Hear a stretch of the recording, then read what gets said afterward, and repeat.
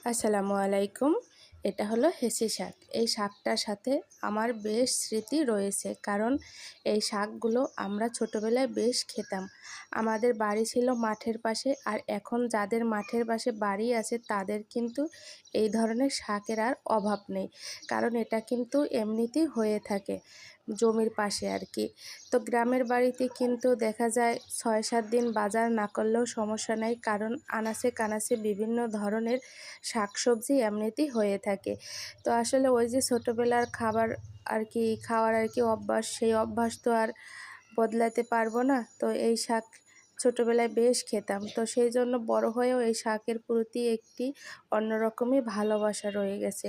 আর এই হেঁচি শাকটা খেতে কিন্তু আমার ভীষণ পছন্দ লাগে। আমাদের বাসার সবাই খেতে ভীষণ পছন্দ করে। তো আমরা আসলে এইভাবেই রান্না করি। ১০ মিনিটের মতো ঢেকে রাখলে কিন্তু এই শাকটা খুব সুন্দরভাবে সেদ্ধ হয়ে যাবে। আর হেঁচি শাক এমনিতে একটু তেল পেঁয়াজ বেশি করে দিয়ে ভেজে খেলে সেই শাকটা খেতে কিন্তু ভীষণ মজার হয়। তো আপনারা এখানে চাইলে চিংড়ি মাছও অ্যাড করে দিতে পারেন। তো বেশি করে চিংড়ি মাছ দিলে সেই শাক ভাজিটা খেতে আরও বেশি ভালো লাগে। তো আমার শাক ভাজিটা করা হয়ে গেছে। এখন একদম গরম গরম ভাতের সঙ্গে খেয়ে নিলেই কিন্তু বেশ ভালো জমে যাবে।